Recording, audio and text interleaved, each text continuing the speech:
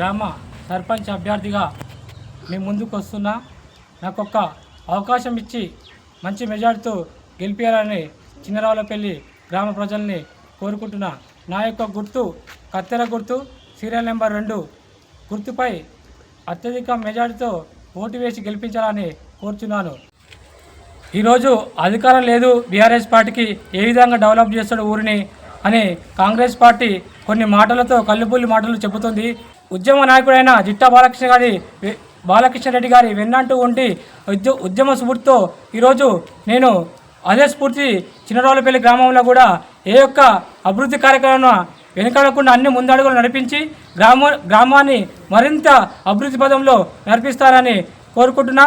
అలాగే రైతులకు ఒక రైతు బిడ్డగా నేను కూడా రైతు బిడ్డగా ప్రతి ఒక్క సమస్యపై కాలువల గురించి అయినా కానీ లేకపోతే ఏ యొక్క సమస్య ఉన్న రైతుల పట్ల మంచి అవగాహనతోటి మీకు ఏ సమస్య వచ్చినా తొందరలో పరిష్కరిస్తానని తెలియజేస్తున్నాను. ఒకసారి నాకొక్క అవకాశం ఇచ్చి నా కత్తెర గుర్తుపై ఓటు వేదిక మెజార్టీతో గెలిపించాలని చిన్నరావులపల్లి గ్రామ ప్రజలని కోరుకుంటున్నాను.